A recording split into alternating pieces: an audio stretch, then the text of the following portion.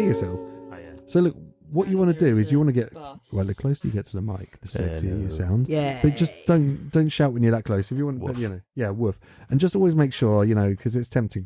When you fall into the gaze of Sangeeta's dreamy eyes, you can start moving away from the mic and like getting. Oh, That's normally me. yeah, you get like dreamy, and then you're not here. No, it's gone. Oh, There it is. I'm back.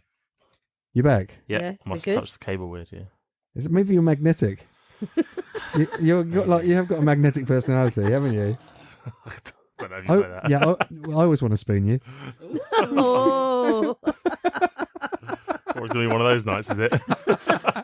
What do you mean? I thought that was normally Tuesdays. It is, yeah. It is.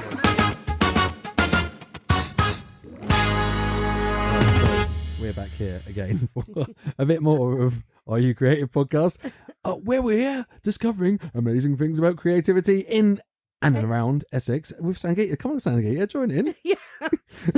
She's Can't help but laughing. Sangeeta's there.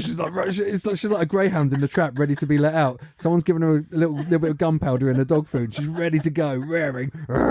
Come on, Sangeeta, you feeling creative today? I'm feeling very creative today. Yeah, I'm feeling well creative today. I've got my funky shirt on You again. have got your funky shirt It's almost on. like I was wearing it last week, and I'm going this week as well. Yeah, it's amazing. And we've got a guest here. We've got a really cool guest We have. from Chelmsford, I think. Hello. Can I just check your Essex credentials? Yeah, from Chelmsford. You're from Chelmsford, born and raised. Raised. He was born. What you can't see is we're in the studio here with a giant. He's about 6'9" or something. I don't know. He's a huge man. He's a big boy. And he's been raised very, very well in Chelmsford. So you are Dan from Chelmsford. I am, yes. And I've got one question for you. One more question. Dan from Chelmsford, are you creative? Yeah, I guess so.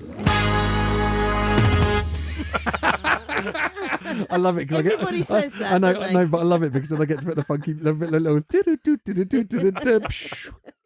I guess so. It always makes such a good edit point. No, I think like Sangeeta. You don't know Dan, do you? Do you know I Dan? don't know Dan. I don't know. I might have seen him somewhere in Chelmsford. Maybe. Get about. But You can't miss him. You can't miss him in a crowd. Looking at Dan, what do you think the sort of thing that Dan might do creatively? Oh, so he's given me no clues in the way he's dressed today. No, I mean he did the way he used to. I think before this afternoon he had quite a big beard, and he's had a shaving accident now, and he's got like he's got a bit of a baby face, but he had a bit of a big beard before. He's got long hair in a bit of a ponytail at the back, tattooed arms. Look at his big strong arms and his big strong chest. I'm gonna go for musician. Yeah. Yeah, some sort of musician. What- It's what either sort- you play an instrument, or you're in a band, you're on a stage somewhere, What sort of or music? you're lifting up the thing. What sort of music do you think? Do you think he's a roadie? I think you're a metaler. I mean, he is Some a sort of metaler, but Heavy sort of metals. do you know? Dan does do a lot of stuff with metal. Like heavy metal, but like the music. But he's got a primary function, which is why he's here. Beard, big beard. Big arms for lifting heavy things. He makes. Beer. No way. Yeah. What, as in drinking beer? Yeah. What other beer? What other No, beer not- can you get? What other beer is there? Bathing Drinking beer? beer. What? Like yeah, bathing Oh beer. my God, you make beer? I do, yeah. Oh wow, okay. Dan makes beer in Chelmsford. He's craft brewer in Chelmsford. And what's your beer brand called? Radio City Beer Works. Radio City. You heard it here. Radio City Chelmsford, named after the birthplace of radio. Gary Macaroni came over from Italy to invent in here. And what could Gary Macaroni want any more than having a beer called Radio City Beer Works? So making beer. So you're talking from beginning to end, like kind of brewing and making it and Yeah. Wow, what got Honestly, you into that? well, do you know what? There's not many ingredients in beer. You know, like most beer is just made out of a few ingredients. And what are the ingredients? There's four main ingredients. So malted barley, hops, yeast, and water. And then it's just alchemy for like the how you make it right from that. Yeah. It's magic. It's magic. Makes delicious beer. Yep. And how long does it take to make beer? A brew day is probably around about an 8-hour day of Oh, actually okay. producing it, from getting the sugars out of the malt adding your hops for bitterness and for flavour, boiling it, and then So what, do you get to transferring taste it? Yeah, you can taste it during the point of it being. What's the point of getting sugars out the malt? It's called a wort, which is a horrible word, but it's the official brewing term for. Sounds like you put me off my beer now. Wort. It's not my favourite term to use, but basically, once you've extracted all the sugars from the malt, you've got the really sticky kind of golden or brown liquid. That's called a wort, and that is basically the sugary beer that the sugary liquid you turn into beer. So you can taste it at that stage. You can taste it once you've added some hops and stuff. But obviously, you don't. Is it rank? Because no one. I've never said can I have a half of wort, please. No. Have you ever heard of whiskey and wort? No. So some brewers literally get like a cup full of wort and add whiskey to it and drink that. It's kind of like a brewing tradition in some parts of the world, in some certain brewery times. But it's very, very sweet because effectively it's just you wash in the sugar from grain. Yeah. Which you'll put, and the more sugars you have, the more there is for the yeast to consume and turn into alcohol. So it can be, especially when we do the stronger beers, it can be incredibly sweet, like quite sickly. Yeah. But it's not the beer's not a finished product until you've finished, fermenting it out, conditioning it, adding more hops potentially for flavour and aroma, and then obviously carbonating the beer as well. So it's not a finished product. And I often, if you talk to anybody in my bar, the stuff I've got in my bar, they'll always say, I'm the most critical person of my own beer, and I'll almost hate it until the point it's on tap or in can. And I'm like, actually, that's maybe what you I do know what I'm doing. That's what you've got to do as a creative. Like, you've always got to be your own worst critic because it's the only way you get better. Yeah, absolutely. And everyone else will be like, oh, no, I love it. And you'll be like, no, I can make it better. Yeah. So when you taste your beer, what are you looking for? What do you think, I could improve on that, improving it every time? Yeah, I mean, every beer is different. Every style of beer is different. So when you produce a beer to a certain style, you obviously have there's certain parameters that you always want to try and achieve. So with certain beers, it might be about the bitterness, might be about kind of the visual look of the beer as well, and other factors. And you're always trying to kind of get to a certain place and then put your own stamp on it in a way. But obviously, you just want it to be like unbelievably drinkable, all the flavours be present, the aroma be present, the head retention be present. There's a lot of factors in a final beer like you wouldn't think of if you're just a standard punter in the pub. So you've almost got like some sort of flavour vision in your head of what you want it to come out with, and you've got to think about the chemistry and how you're going to get that. Yeah, you do. And also it's about the way that, especially with modern hops like US hops, New Zealand hops, they have different fruit flavours. So a lot of the time you get like your kind of big juicy IPAs now. And people are drinking, I can taste mango, I can taste passion fruit, I can taste, all these things. And it's just from hops. Yeah, and that's all that flavour is hop oil. It's just, sorry, I've got to do Wikipedia. IPA is an Indian Pale Ale? India Pale Ale. India Pale Ale. Yeah, India Pale Ale, yeah. It's, and there's different styles. So you've got kind of like a West Coast IPA, West Coast of America, where the hops are a bit more piney, a bit more resinous. So that's so this is California, is it? It's kind of becoming the Napa Valley like of wine, but for hops, right? Where you're getting certain flavours. Yeah, well, yeah, but so there's different styles. So you get like New England style hops, which is kind of more of the kind of thicker, sweeter IPAs. They're using that's kind of the more kind of East Coast of America. So these East Coast IPAs, New England is the name they took. So there's different styles of flavours you get from the oils of the hops. And there's also two different oils in the hops, which you can extract at different times in different ways. So it's about how you utilise those hops to get those flavours out. So when in your head, when you're in your beautiful mind, flavour palace, thinking about what you want to make, you're thinking about, I'm going to use that hop, and I'm going to treat it in a different way and extract the oil at a certain time. Yep. And all the beer nerds who love it are going to drink it and be like, oh my God, I can't believe what you did with those flavour notes in there. Yeah, often the kind of people that are really into their beer, because craft beer is a hobby, I think, for a lot of people as well. When lockdown hit, I had people come and kind of saying to me like, just after lockdown when the bars were open, they're like, we cut down on like a couple of takeaways a month to go out and drink instead because money's tighter, but beer's our hobby. We want to go out and taste new beers, drink beers we love. So you are kind of trying to create certain things. We brewed a beer the other day which we wanted to have a real strong pineapple taste. So we're using certain hops that have more of a pineapple flavour, but also a yeast that actually adds to the pineapple flavour and aroma, which is incredible. Wow! Where'd you get this yeast from? There's a few different companies that supply it. No, because I saw a beer from Rogue Brewing in Bend in Oregon, and it was brewed with yeast from the brewer's beard. Yeah, I mean, that's certainly possible. Yeah, it was called Beard Brew or something. They actually got the yeast from his beard and made it. It was really expensive. It was about £20 a bottle. Never look into what yeast Russian breweries have used in the past, because there's some shocking sources. Is there a Chelmsford yeast? Not yet, Do you know what's really incredible? That people have found there was a yeast that was found in I'm fairly certain it was in Norway. It was actually off of a tree in a graveyard. Wow. And it's all like university laboratories and yeast companies' labs, and they actually harvested this yeast and then be able to kind of nurture the yeast into a brewing yeast. And the flavours and stuff it gave off were incredible, completely different style of yeast. So That's like vampire beer. That's amazing. Yeah. I heard that a lot of yeast, like you can sort of trace it back like to yeast family for like 100 years, like you can actually see, and it's a bit like sourdough starter or something, where you could say you might have the same yeast as someone else. Like, and some breweries have their own signature yeasts and stuff. It's something that I'd like to explore in the future. I'm not going to say that my scientific brain of that is quite there yet, but it's something I really want to learn and I want to kind of get into. I use a lot of packaged yeast from these big yeast companies because they're going to deliver good results. And especially for a small growing business, we want to make sure that there's consistency in what we're producing. So I'll stick to that for now. But yeah, there's all sorts you can do. And similarly with hops, you can trace a lot of hops back. A lot of like hop breeding companies are literally breeding different types of hops together to create new flavours. And you can trace some of them back quite far to a lot more kind of traditional hops. Actually, over years, they've combined into these wonderful new hops you can get now. And is anyone growing hops in Essex? Because I can see so many new vineyards popping up and stuff. Yeah. The climate's changing.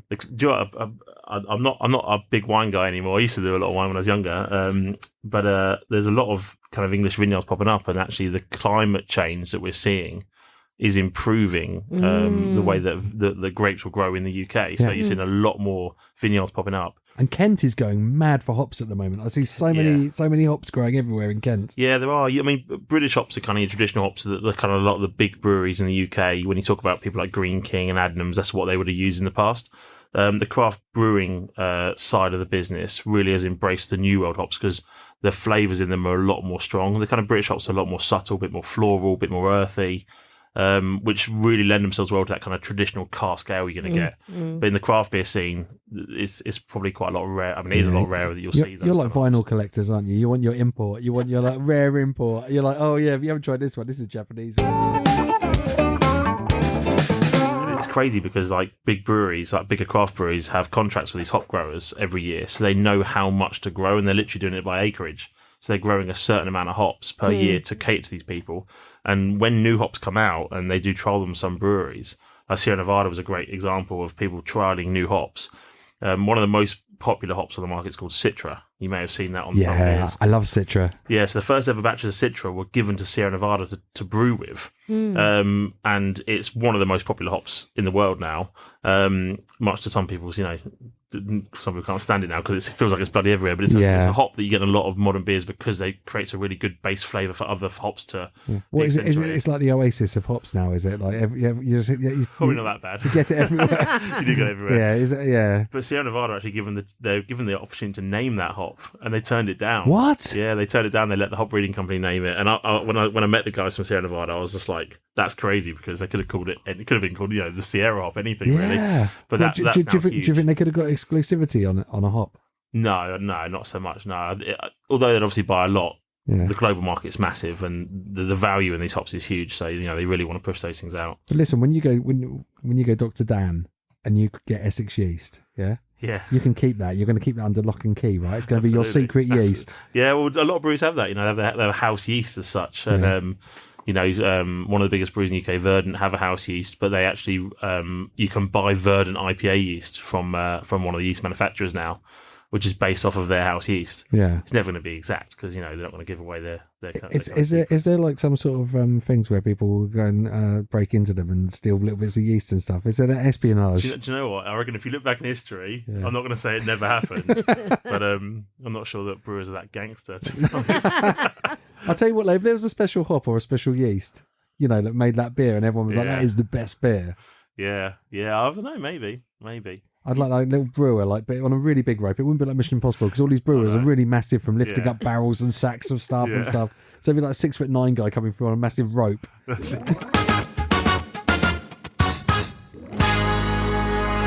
want to go back to what got you into this. I want to start from the beginning. Yeah, I think the earliest thing for me was I was working in London in a job in finance, and I kind of knew very early on it wasn't for me. You know, I kind of got pulled out of uni by a company, interviewed, got a job there, which is awesome. You know, great for me as a 23-year-old, kind of getting straight out of uni into career when actually jobs are really tough out of uni. Sure. And I did it for a few years, and I was kind of thinking, this isn't really for me. And at the time, I was volunteering at the Chelmsford Camera Festival. And I was Camera is the campaign for Real Ale. Yeah, sorry, campaign for Real Ale. So the big festival they have every year in Chelmsford. Mm-hmm. They were doing it in the park in Admirals, and they were doing it at the boys' grammar school. Mm-hmm. So we started kind of getting involved, a couple of friends and I, and I was kind of at the festival. I was obviously always really enjoyed it. I've been going for years myself, but in London when I was going out drinking, I was seeing all the modern beers coming through the city. Yeah. And then when I come baout to Chelmsford, they weren't really like represented well at all. Like even the Ale House, which is Chelmsford's kind of biggest independent bar, really. Sure. So Dan, tell us about those beers you started seeing coming through at London that were exciting you. The earliest ones were things like back in the day, Beavertown. Beavertown Neckel, Gamma Ray was one of my favourites. Delicious. When I used to go to the football, you go and get a pie, and they started having Gamma Ray in these little cans that were all brilliant artwork and stuff. So I know a lot of these breweries all got registered at the same time. Beavertown, Pressure Drop, Hackney Brewery, Brew by Numbers. Yeah. I think a Wild Card. I think all of them somehow started within about a year of each other. Yeah, I mean there was a large launch. A lot of it stemmed from the American brewing scene. In America, brewery culture is incredible. Like people go to the local brewery for a beer. I've always kind of assumed in my head it's because America doesn't have a pub culture the way we do. Okay. Yeah. We go to the pub, they go to the brewery. Right. So the American brewing scene is phenomenal. Like Wow. everybody goes to their local brewery, you know, for their beers. That's the norm out there. And then obviously Brewdog started in the UK, up in Scotland, and kind of exploded. And obviously off the back of then the brewing scene, kind of the consumer looking for a better product, really, you know, a more crafted product as such with more flavour. A lot of other breweries have kind of stemmed off the back of that, you know. And you look at something like Brewdog and say, for a lot of us, they were like your brewing heroes back in the day, and obviously now it's a very different story. So back in the day before that, you had to drink all your Courage beers and stuff like Foster's and 4X and I mean, Carling. And when I was 18, going to the pub, I was drinking Doom Bar. Yeah. Back when it was actually brewed in Rock in Cornwall, and then they moved it, and it bloody flavour changed because you're changing your source water, you're changing it, you know. So when I was younger, I worked in an off licence, which was a wine specialist, and we had a huge tower wall of these 500ml stubby bottles of real ale, and it's free for £5, if you can believe that. And I used to just every week I'd grab 3 different ones and take them home, and I love that. You know, I was really got into my beer through that. Hence why I started doing the camera volunteering. That's amazing. So actually, that's a bit like training. You know, if we're looking back at Dan, the origin story. Montage. It's like Dan drinking loads of different ales, taking them home from, you know, getting those flavours in your mouth, working out what you like. Yeah, that's it. And Montage. That's it. And just finding more flavour in beer. You know, I am a lover of a lager. I really love a lager. But when I was going out and I was having, you know, going out with my mates when I was 18, 19, you having like 6-7 pints. You kind of, I was just wanting something more than just drinking the same thing over and over again. It was just kind of very natural for me that I was chasing a better experience in beer. And obviously then I just noticed it wasn't really represented in Chelmsford. Even with the Ale House, they had a ton of cask ale, but not a lot of keg beer even. Keg's kind of the modern kind of vessel for beer to be packaged in. And I was just... So hang on. So a keg smaller than a cask, is it? Yeah. So your classic cask is about 72 pints. A keg's a 30 litre, which you get about 52 pints out of. Right. So they're smaller, but also a keg beer, it's generally carbonated as well, whereas a cask is, they call it a live product. So it's got live yeast in it, and it conditions in the cask, and it will have a gentle carbonation from that yeast almost being a little bit more active while it's in that package. So that's more like your old school real ale festival. Yeah, definitely, yeah. And that's why a lot of the old boys kind of say to back craft beer, it's not real ale, because you're getting the yeast out, you're carbonating it yourself. It's a different style of it's a different style of beer in terms of like how it's kind of conditioned and packaged and served. So Dan, when did you make your first beer? I made my first beer in about 2016, I think it was. In about 2016, I made my first beer. And that was it a home brew? Yeah, so it was. I pretty much set up a little brewery in my dad's shed. That's what I wanted to ask. Yeah. How did that come about? If you saw real far back on our Instagram, some photos of my dad's shed. I got a load of stainless steel worktops. I had a plastic brewer's bucket and tea urns. But hang on, you were fully committed though, because you got some. It wasn't like doing it in a bucket in the corner of the room. You had your stainless steel kit. Yeah, well, I think for me, the way I am naturally is from day one. I was like, I'd like to make this a little business. Sounds a little bit. I mean, it sounds a little bit Breaking Bad to me. You know, you're like the Heisenberg of beer there, like in the shed with your stainless steel worktop. Nowhere near as much money. Put it that way. So did you have to do a course then to learn this? I learned off YouTube mainly. Amazing. And then I was buying some of the early kind of homebrew books and reading through those. And the earliest days, I mean, I used to literally go to my dad's he inherited his parents' farm, so he had this old milk barn. We turned into this brewery as such, call it brewery. Yeah. That was going to be my next question. and it was freezing cold, right? So I used to go there. I get my tea urn. It's like you get in a cafe, big tea urn, and you kind of add a few bits to convert it into like almost a brewer's kettle. And I would use that. I'd get the beer ready, get the wort ready, get it into these plastic tubs, add the yeast, put it in the airlock, and I'd stick it in the front of my car and drive it back to my flat, put it in the airing cupboard. So I had it in the airing cupboard, and then we would once it's been in the airing cupboard, we'd actually package on my kitchen table. We used to have a little bottle wand, and you'd attach it, and you push the bottles up, and it would release the beer out, and we'd be adding a bit of sugar for that kind of fermentation in bottle. In your head, was this like still Radio City, even then? Yeah, I mean, I wanted it to be a business then, you know, and I was taking them into the office in Farringdon and trying not to poison all my colleagues. Sorry, no one's in today. They had Dan's beer yesterday. Yeah, and we went through a ton of names in the early days of kind of figuring out what we wanted to be called until we settled on Radio City in about 2017.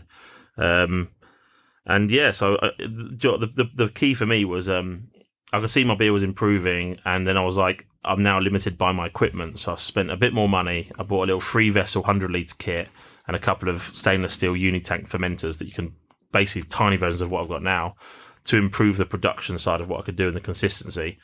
And I started working on that. And my first beer, Prologue, I think in total I brewed that recipe 13 times until I was like, this is now something that I think could be viable. What I didn't want to do was come out to market with a substandard product in a really competitive industry. As soon as someone's drunk it once and it's not right, that's it, you lost them forever. That's it. And could you see this when you were testing it on your guinea pigs at work? Yeah. Could you see like their faces and they're a bit like at the start, they're a bit like, yeah, that's all right. Yeah, that's all right. You know, but then eventually they're going, do you know what? That's actually really good. Well, the benefit of working in a London sales team is they're all a bit savage, so they're all pretty harsh with their feedback. That's what you want. Do you know what the moment was when there was a bar around the corner from our office called Bar Smith, and we used to go there every week for a pizza and a couple of pints. And it was back then, it was the Gamma Rays and that were still popular, kind of just pre-Heineken era.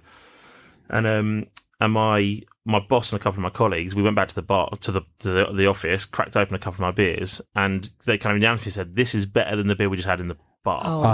Yes. And I was kind of sitting there, I was like punching the air, you know, kind of, that's it, I've cracked it.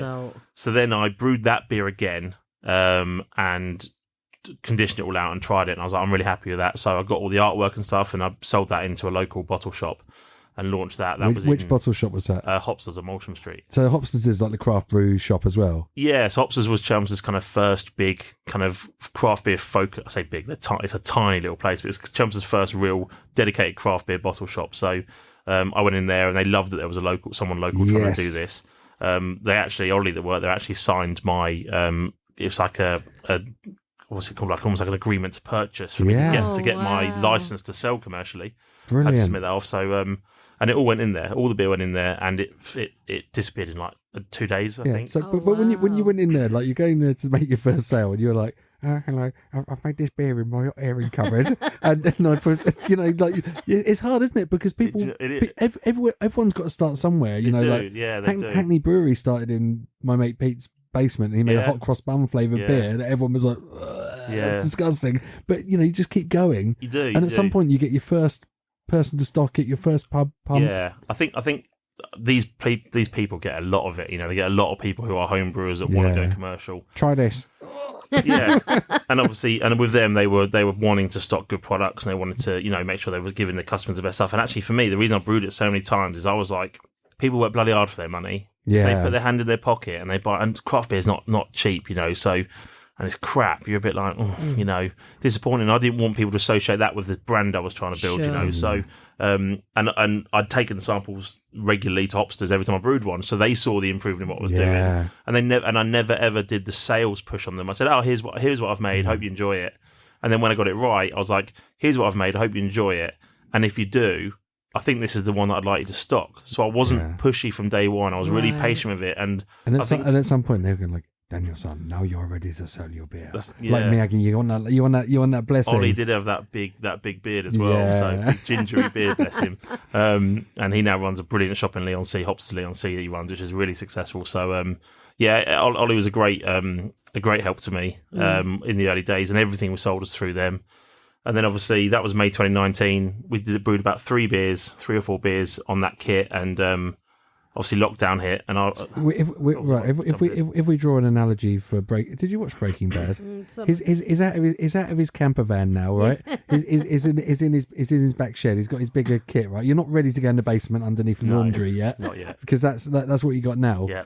But at this stage, that's brilliant. You're in Hopsters. I remember you installing a pump in Hotbox as well, like your first draft pump as well, and you were like so buzzing that they were having that there, which is brilliant. Big up Hotbox again, like for supporting local businesses and being independent. Yeah, absolutely. Yeah, I mean it was still a really small venture, and when I'd actually gone up to Middlesbrough to look at a new brew kit. I say new, it could have been like 9th hand. It was really old. Got lots of residual yeast. New for you. It was joy. For me, it was just a weekend away in another city, have a few beers, do a bit of brewing.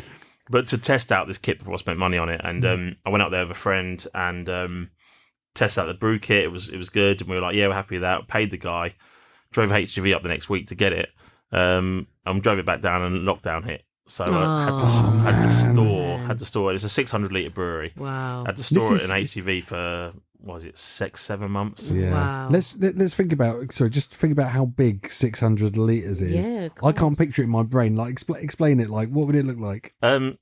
If you term in terms of pints, it's about 1,000 pints it would brew at a time. That's a night out for Sangita. In terms of the vessels are probably like up my chest height, I'd say. Wow. And along with that, I bought a 600 litre uni tank, which is probably about as tall as me.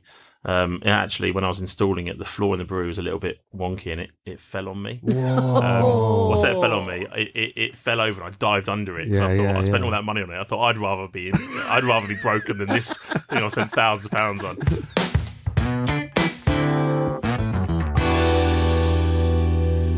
But luckily, no damage was done. It was stood back up. So come September, I'd found a new site because I'd lost the site during lockdown that we'd identified. Found a new site where I still am today. Installed the kit, and we started then brewing on the larger scale.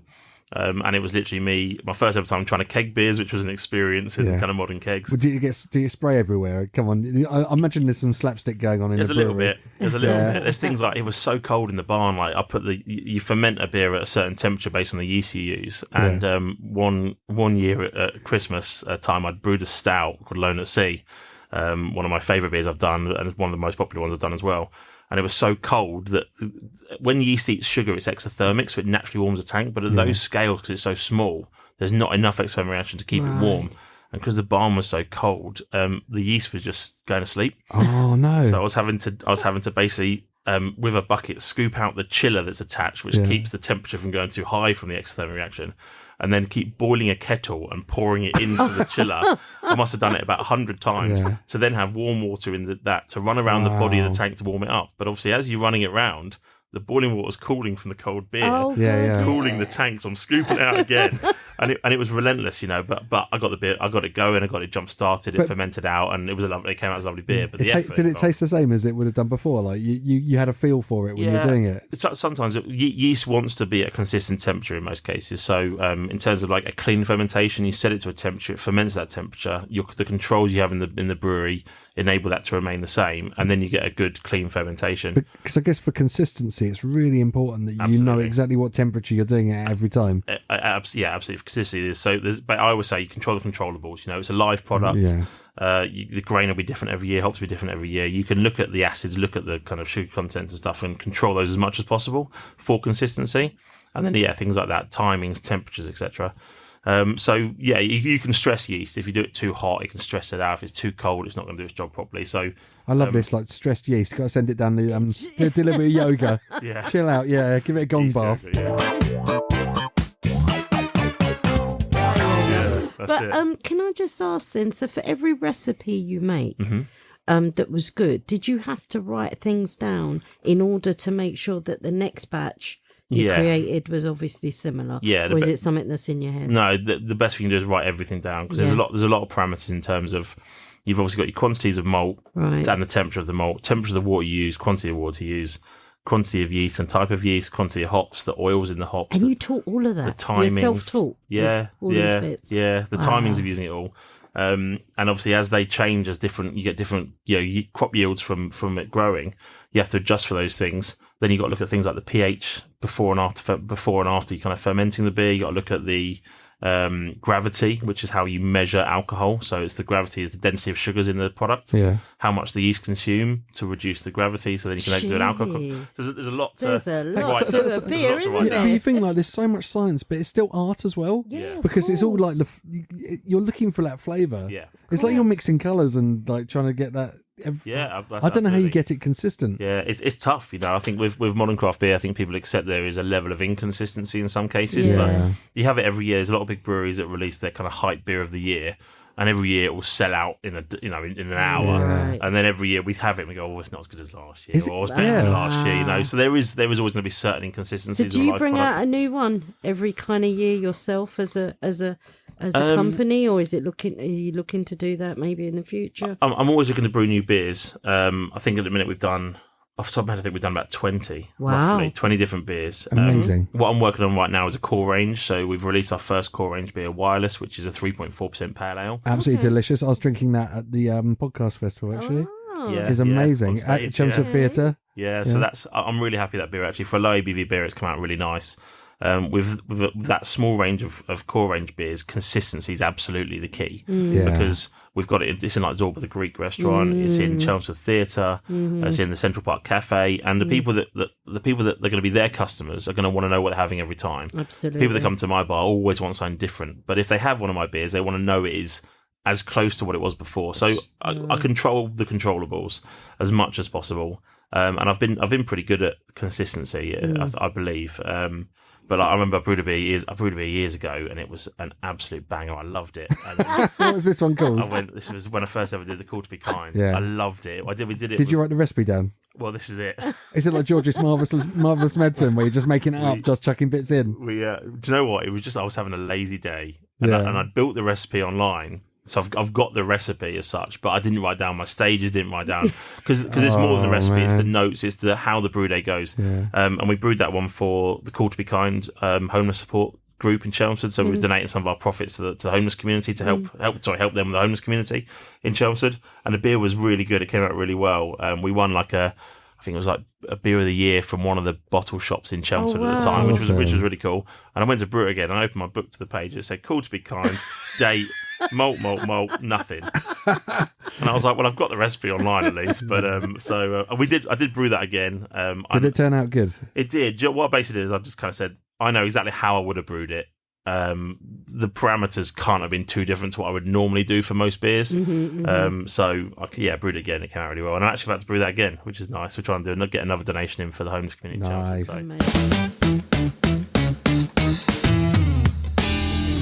Sangeeta, can I just ask you? Do you drink beer? I'll be very honest. I did when I was a younger teenager, but I did things like I did Strongbows. Yeah, Strongbow cider. Yeah. Well, to me, it was just all the fizzy it's all beer, stuff, right? yeah. It's all beery looking. You don't drink beer now? No, I've got friends that do, but I'm not a beer person. I'm more of a spirit. I don't drink I used to be a right beer monster, but I don't drink beer that much anymore. But when I do, it's really important that it's delicious. I think I'm gutted if I have a bad beer, because it's a waste. It's a waste of a drink that I could be having. To be honest, I find beer quite bitter, but what's really intriguing me about Dan is when you're talking about mango and pineapple. Like, what? That actually goes in some beers. Yeah, well, so it's not. I mean, people do put fruit in beers. Right. In one of my beers in particular, we did use about what do we use? 80 kilos of pineapple puree. Oh my days! But a lot of the fruit flavors come from just the hop oils. It's just the characteristics of the hop have those fruit flavors in them naturally. So it's like when someone says, "Oh yeah, that tastes like," you know, and it is. You drink something. Camden Brewery had one called Camden Halls. They normally make Camden Hells, but it was Camden Halls, and it was like a pineapple flavored one. Oh my god, it was delicious. It was like my dream. It was like lilt. There was like lager and lilt. It was amazing. I dream about that. Like my mouth's actually watering thinking about it. That's what you want. You want people to love. You want people to love that beer. You know, so that's where the consistency comes in. Because if the worst thing would be is if you got hold of that beer again, you tried it and it was like, and it lets you down. Yeah. It's like going back to your favourite restaurant, but it's not quite as good. It's quite, you've told all your mates it's the best restaurant you've been to, right? That's right. It's not the same. Try this. It smells a bit farty. I don't know. You know, sometimes when you go to a beer festival, like I find this, like you'll get a beer and you're like, oh, I don't like this. It's a waste of an opportunity for me to have a nice beer. Yeah, gutting. It is. It's a shame. And I think that's it. That's the thing that's really important for me. I mean, you're not going to please everybody. Yeah. You know, I'm aware of that. There's an app called Untapped where people check in their beers and you look at people's reviews. And I know some brewers that get really upset by it if they get some bad reviews, and I've kind of never. It's nice to see. We've got a pretty good rating on there generally. This is like TripAdvisor for brewing. They should have called it Tap Advisor. But, but people really go and brew it, and it's like Pokemon for people drinking beer. They want to try as many beers and review as many beers as they possibly can. Yeah, and that's it. People pride themselves on it. And it's like it's not something I'm personally too keen of. I think people use it in the wrong way a lot of the time, but I've never been too bothered about what people say. If I look online and people have done good reviews, of course I'm happy. But I brewed a beer recently with a brewery in Camden. It was a pineapple and coconut sour. And online reviews are pretty good, and then some chap checks it in as like a 1 out of 5, and you think, well, if you don't like sour beer, don't put it on there. Yeah, and then exactly. I've got a mate who puts Carling on there about 7-8 times a week. Yeah, and he's got checked in like 4 beers, but total check-in is like 800, and it's mainly for Carling. And the irony is, it's Carling. It's like 5, 5, 5, 4, 5, 5, 5, 3.5. So what was wrong with the Carling of 3.5? Carling's consistent. Like he must have been having a bad day or eating something dodgy before he had it. Bad luck on the fruit machine in the pub or something. Yeah, that's it. So it's an odd thing, but it's part of the hobby side of craft beer, and people love to use it. I think Dan's actually brought some beer with him, so should we have a little tasting session? I think so. Yeah, look, right. Dan, lift up your bag. I'm going to explain. So Dan's got a lovely bag here. He's got a green bag, and he's pulling some beers out of it. Let's see what he's got. He's got a can that says 211. 2112. Yeah. This is good. This is a 500 milliliter can of Radio City Brewer. 440. We've got Not Into Yoga. I've tried that one. That's a collab with Werewolf Brewery. So Dan, this what I love about craft brewing. While you're doing this, you're being a beer sommelier. Yep. But what I love about craft brewing is a lot of these craft breweries do these collabs. Yes. So listen, you've got this Werewolf Brewery, which is from Camden. Yep. And you've actually been to their brewery and made this together. They came to us. Yeah, they came to us. Yeah, so we actually we were put in touch with them by a friend actually from the local beer scene, and then I popped down there, had a couple of beers in their place, met the guys, got on really well, and then just suggested them coming up to Chelmsford one day, and they did. Yeah. What I love about this is like there's no sort of competition. You're all like support each other, and you can, and you. For you guys, it's hanging out is really fun and brewing together. It's a great day. It's like come around and play with my toys. Yeah, it's great, and it's really funny because like I work quite closely with other local kind of production companies in alcohol, so Essex Spirits Co. as one, for example. And there's no collaboration in those sides of the industry. Wow! But in beer, it's a massive thing. Collaborations people love. Like every year we host something called the Collabageddon at the bar, where Collabageddon, where they've got 12 breweries that will go to and from each other and brew 12 one-off beers, and then we put all 12 on tap. And it's a national thing. It's in bars all over the country. Oh, this is when you made a beer that I love called Danalala or something. Dalana, yeah. Dalana. That was part of that. No, it was because it was by Dan here and Alana. Danalana. Yeah, it was so good. Alana's yeah. And Alana was from New Zealand, so we used UK and New Zealand hops. Wow. So we had the UK and New Zealand representative. It was a banger. It was a really good beer. And look at this one, So Sangita. So there's another one here, the black one there. What's called Take Their Eyes. Yeah. that is a collaboration with a band, Allfather. Look at that. So it's like very heavy metal. Yeah, so Allfather were a band that played, they supported a band called Celestial Sanctuary in our bar when we did one of our gigs, who they went on to play at Download Festival recently, which was awesome. But Allfather was so good, we asked them back for a headline show, and I said, do you also want to come down to Brewery and brew a beer? And we'll launch it at the gig at the bar. So cool. Wow. Which was awesome. And they did. We come down. My mate Lloyd was there. He did a barbecue for us, but in the sun while we were making the beer. We had a lovely day. So that's a real like heavy metal beer, that one. Yeah, and what's really great about it is we put it up on the web store. Now their fans from all over the country have been buying that beer and a few of my others. Wow. So That's so we've cool. shipped beer to people in Glasgow, down in Wales, in Bristol. So really, all like over. when you do one of these collab brewing days, it's still a bit of a party at the brewery, isn't it? You're having really good fun. It's a photo op. I have never seen beer cans Yeah. like this. Yeah, part of the modern craft beer market is you have to stand out. So This is very bespoke for me. Yeah, Yeah. Sangeeta, what's different about these cans? Because remember, like people just Okay, listening. so a normal beer can, I don't know, take a Foster's, very, very plain. Sorry, Foster's, but whoever you guys are out there. This But it. what I'm looking at right about now is things that don't look like a drink, but they're just so attractive. I don't know why. I've Yeah, not there's like a seen funky werewolf in a Hawaiian shirt with sunglasses on, drinking a pina colada. them. Definitely, as a non-beer drinker, this would just the design of these cans would tempt me to want to open yeah, that's part and of it. Yeah. try. Each one tells a story, doesn't it? It's really cool. Well, I like this Absolutely. one. So we got Radio City Werewolf, not into your yoga. Love that bit because I'm so not into my yoga. I've just come back from holiday where everybody was doing yoga. But this bit, tropical sour pineapple and coconut. Yeah. So because it's in a can, I'm not going to open this now, but I will be drinking this when I get home. Oh yeah, nice. I was wanna thinking take we were that going to go a one. bit Saturday Kitchen then. No, the cans are too big. When he Yeah, said tasters, exactly, no. for some but- silly reason, I was thinking, oh right, I can pour you a little taste if you like. I've got extra cans if you'll taste I some want to mine. take that home. Now, Dan, Love Yep. it. you've mentioned this a couple of times. Sangeeta hasn't picked up on it. You said you got a bar. Yes, we do. Did you hear him talk about he had a bar? He's got gigs in the bar. I was going to get to it. I know it's in the viaduct because Yes, you did say. we did, yeah. So how long have you had your bar now? Just over 2 years. Just over 2 years. Yeah. So we took on 2 vacant arches that had been vacant for years, and So these are like railway arches. They're underneath the main train that comes into Chelmsford. Yeah. Yeah, you can hear it go there sometimes. The whole bar shakes like Blues Brothers. It does a little, yeah. But yeah, so we took over 2 of the empty arches down the viaducts. It was a nice spot because it's a little off the beaten track, which I like because we're a community bar. So a lot of our customer base is through word of mouth. We don't do too much advertising really. We want to get a nice community surrounding the bar. So doing mass advertising doesn't really get the crowd in that we would want. And it's part of the kind of the West End, the growing West End independent scene, which I love. Obviously, working with Hotbox as many years as I have. This is so it's the West End of Chelmsford. We're not talking about West End of London. West End of Chelmsford has the theatre. It has Hotbox, which is the independent music venue.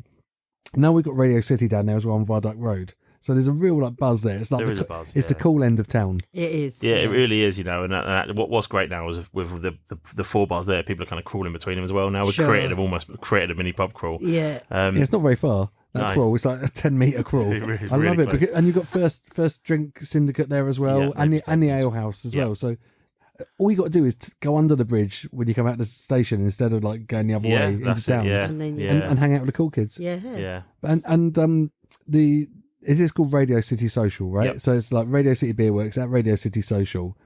And what I love about it is you've created a community. Yeah. Yeah. So this is a place where 50, you say they've got like regulars come Yep. and they come to gigs, they come and hang out. And I feel like for me in Chelmsford, it's like Cheers for me. And I can go in, I feel like Norm in Cheers. Yeah. Because I go out on my own a lot and I always know anyone I talk to there is going to be sound. Yeah. And be really fun and nice and kind and into stuff. And I've never seen a fight. I've never seen anything bad happen there. Never kicked anybody out. We got a late license as well, 2 a.m. on Friday, Saturday. We've never had any. What's great about it is exactly what Nick said.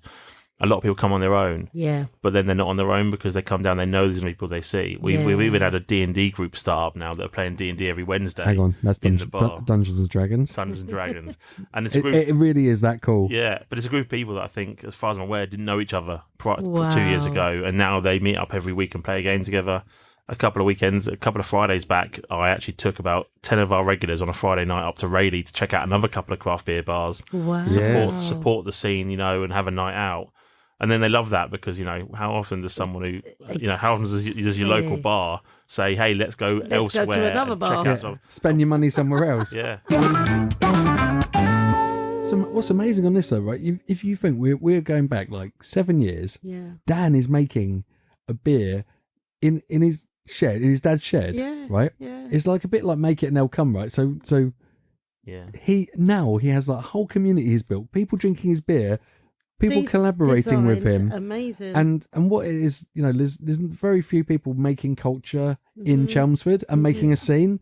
And Dan's pretty much revived the whole scene. There was a metal bar before called The Asylum, and it shut down, and it was really massively missed because it was a small live venue, had certain people went there like rock and metal, and Dan's brought that back to life again with his bar, which is fantastic. Yeah, it's great, and it's lovely to see. A big part of me growing up here, and when Asylum closed, I used to go there a lot as well when I was younger, and it felt a bit lost. It felt like there is a big lack of culture, I think, in Chelmsford. There's a lot of commuters, people who drink in London and come home, and people that don't really care about Chelmsford as a city. And a lot of it's like somewhere to sleep. And a lot of the modern stuff happening here is big chains and big names, and you think I've always been someone who loves to go and support kind of smaller independents and see people doing things creatively, and I was like, if what I'm doing can then lead to building a community of people that kind of get behind that and love that and actually just enjoy their lives more. Yes.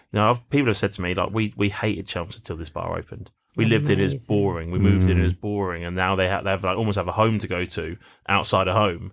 And they'll always see a happy face. And the staff I've got are fantastic there. Brilliant. People always love to go in and see them and chat to them. And then around that, we've built this community. So it's just a lovely place to be. And I'm really proud to have that. And every time I walk in, I'm happy, because I see people I know. It's your mates are always there.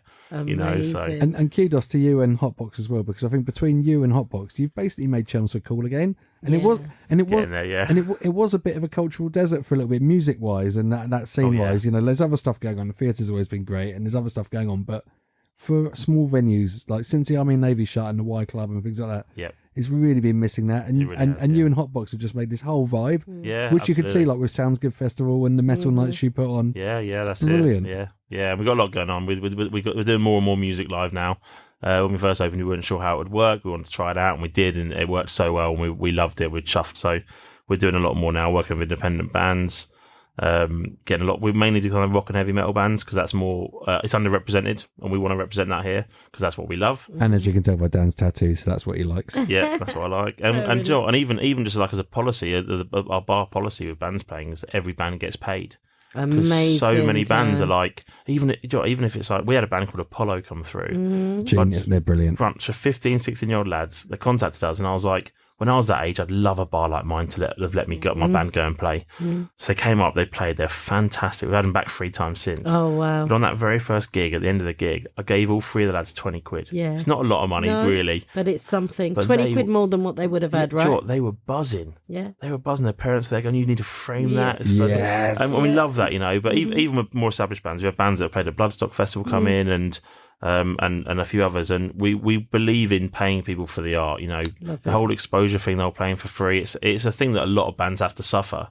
But if they're coming down here and they're entertaining people in our bar and they're bringing in people that are buying our beer, absolutely they should get paid. So that's like our bar policy. Even my bar staff have a band, and they did a show the other day, and then one of them goes to me, "Oh, every band gets paid today." I was like, "Yes, they do. Open the till." But of course, we're going to pay them. That's our policy. We want to support the art properly. Yeah. What I want to see in Chelmsford though, because I think when I was growing up in Colchester, everyone wanted to be in a band, come through and be in a band. Yep. But there hasn't been anywhere to play until Hotbox and you started. Yeah. And now I want to see more people. Like you said, the bar staff were like, we've got a stage now. This is brilliant. We're going to make a band. I want to see more people making bands as well and coming through. Well, I think if you don't have those locations that support it, there's no encouragement for these people, I used to dream. When I was a kid, I was like, I want to play Colchester Arts Centre. That was the goal. That was for me. That was like completing Guitar Hero. Yeah, well, that's it. And that's what you want in Chelmsford as well. People would be like, oh, we're going to practice a bit more. Then we're going to go and play at Radio City, and then we can play at Hotbox. Then we can play in the theatre. Yeah, that's it. And what's great about it as well, I think, because of the way that we are with bands, the way we treat bands. And a lot of them have made comments to us about actually like this is a really nice experience for us as musicians. They go on to refer us to other people, which is what we want. It's what you need. And we just had an inquiry from a band in Japan that are coming over. What? And they've asked to play the bar. It better be that drumming Apple demon, Nyango Star. Unfortunately, I mean, I would love that, but it's not, unfortunately. But we've actually just agreed for them to play in May, the 1st. At the bar. Incredible! Yeah.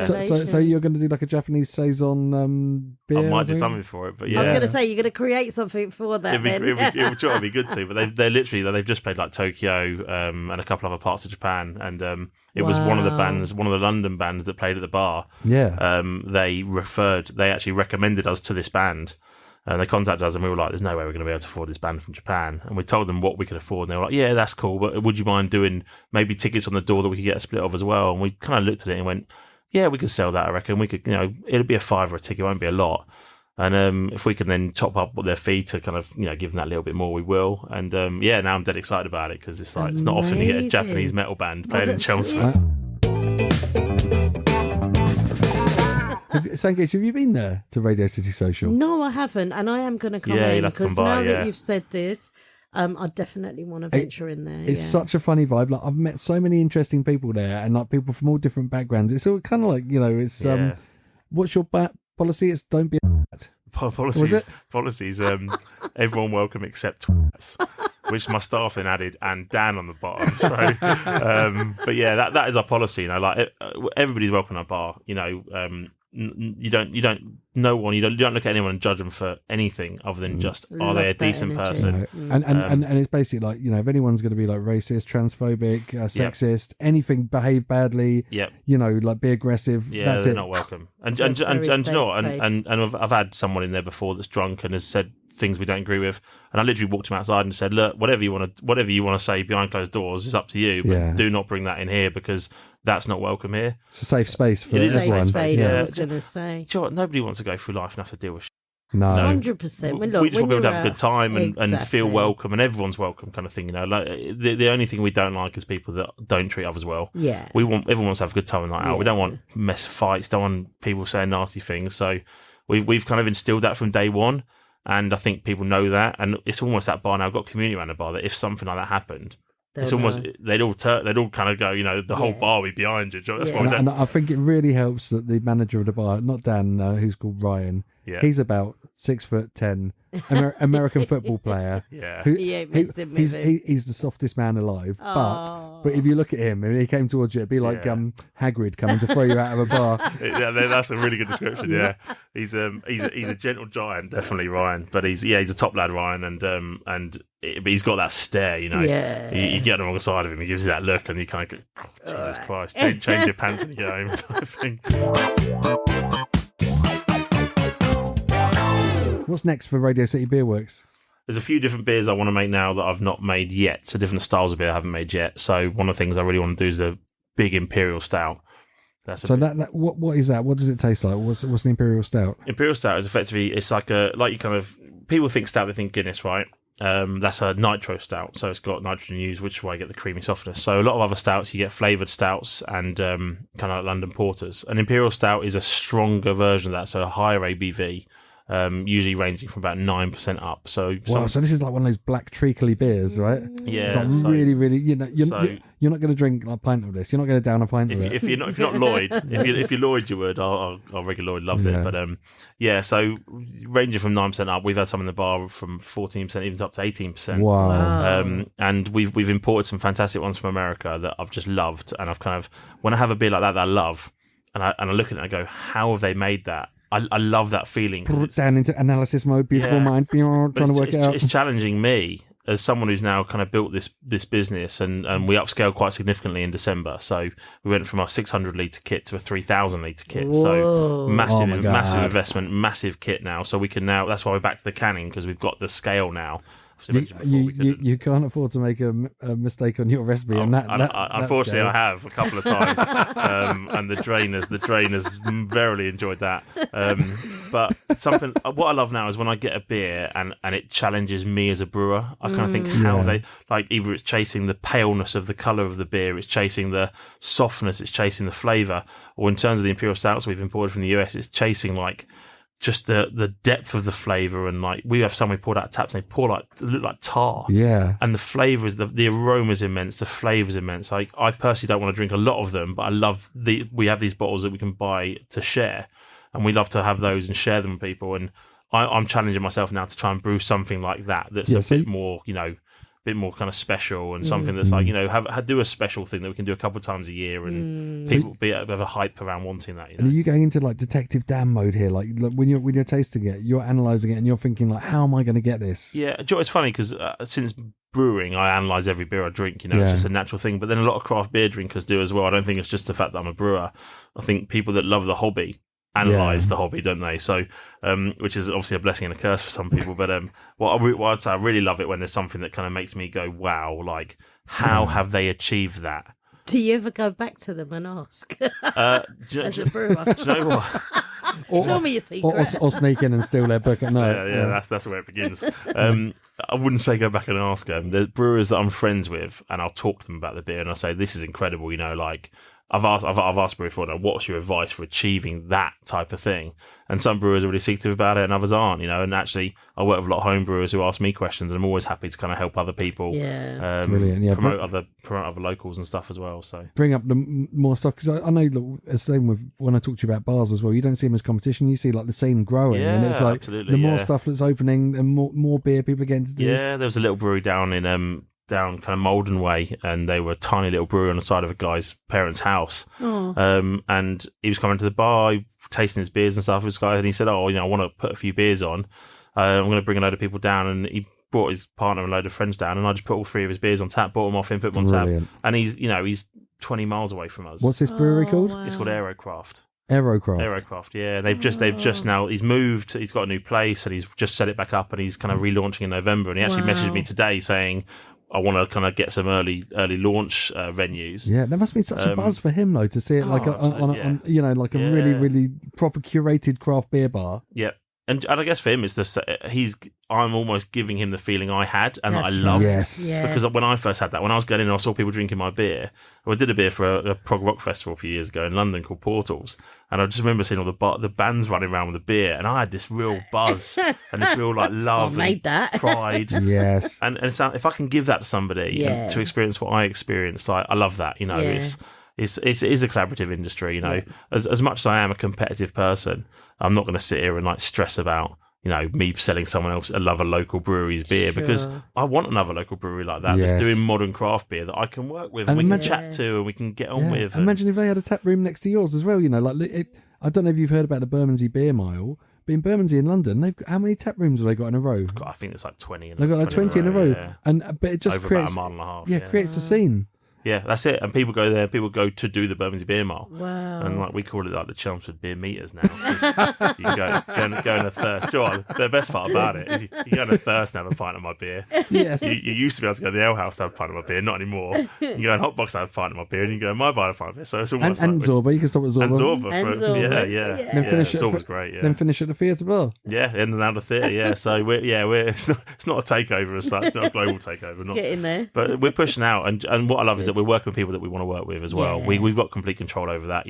I do all the deliveries myself as well. Oh, amazing! I do all of it, running around, driving it around, cleaning, bloody packaging everything. Because it is just me at the brewery on my own still. So I get to kind of pick who you work with, which I really like, because we want to work with people that represent our beer well and good people.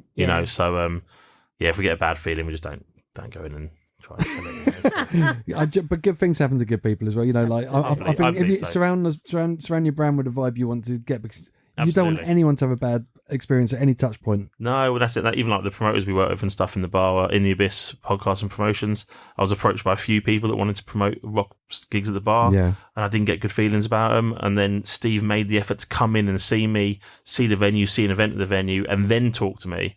And I got a great feeling about him immediately. And now we're working together on the gigs, and we're kind of planning like a little music festival for next year. Oh, it's getting big. The Radio City Beerworks empire is just getting bigger and bigger and bigger. I love it. Yeah, but that's it. We want to work with people we want to work with good people, and I think that's part of the kind of culture thing, part of the community thing, and similar to like when we did the merch for Slade Dougie, and then our friend Lloyd did the roadie work for Slade Dougie at Download this year. Like, this is all part of people that we know that are good people. It's the Chelmsford scene. Yeah, I love it, and we're building that, and we love and welcoming more people into it every day. It feels like every day new people find the bar and sharing. Everyone shares in the success as well, because absolutely you feel like it's something that you've been at the ground level. And seeing it, even seeing people at Lazy Days Festival in Southend drinking the Radio City beer, and I was like, yes, that's Dan's beer, and seeing them enjoy it and come back to the bar for more as well. That's always the best thing. We did the Bury St Edmunds Craft Beer Festival the other day, and we're selling the beers sold really well. Well, actually, our merch sold really well. Some of the stuff Nick's designed,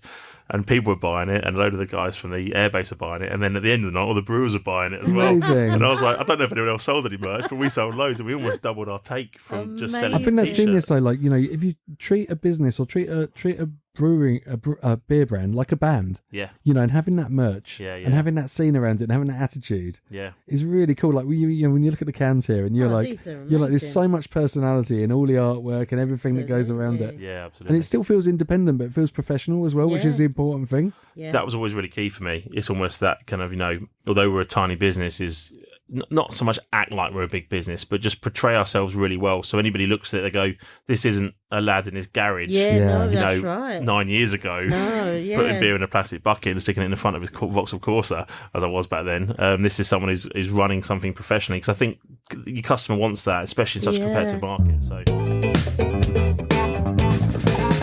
as a graphic designer, I love looking at a fridge of all the craft beers, and they all have such cool designs. And I think like I would buy a can just based on the design, really. And I get so excited when you look at them in all the different colours and stuff. Yeah. And then you have to ask, someone at the bar who knows what every beer is like. What's that one actually taste like? Because I love the design. Yeah, because back in the day at the old camera festivals, they just had like a A4 piece of paper with the beer style and then its name. And Badger's Knob. You'd always see, that's it. You'd always see people buying the funny name beers. And half the time you get fun now. Oh, Jesus, no, it's no good. Can I get another pint of the Dog's Dangler, please? Yeah, but that's it. And that's what they had names like that, and people at the beer festivals loved it. But with the modern scene of especially craft beer, it is about the artwork. It's about the way it stands out, the way it looks. I mean, I've known people collect cans, because they like the art on the cans, and people have got these all over their fridges. They put it all over their fridges and stuff. So it's a huge part of marketing the brand is that, and then we do the stickers and the coasters and the badges, and it's just about that kind of brand awareness, the brand visibility, to just kind of grow that. But that's it. It's like you're a local brand, but you can feel like it's global as well, because it is good enough to send out everywhere. But you still got that local vibe. Everyone can come and see, and you're working at the bar loads as well. So if anyone wants to come and ask you about the beer, you're right there. You're like, I made that. I feel that's really important actually, because I do the brewing myself. I work at the bar, sell the beer, and I think it's really important for me to represent the business myself as the owner and as the producer. And again, the reason I love the name so much is because it is a nod to where we're from. It's a nod to Chelmsford, so people locally get it. But actually, I've just sold a load of beer into the bar in Kidderminster, they won't probably know Radio City's the birthplace of Chelmsford's birthplace of radio.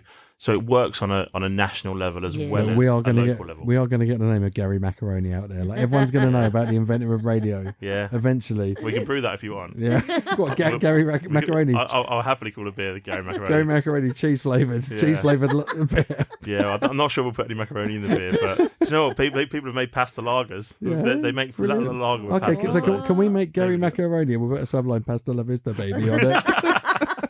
Yeah, let's do it.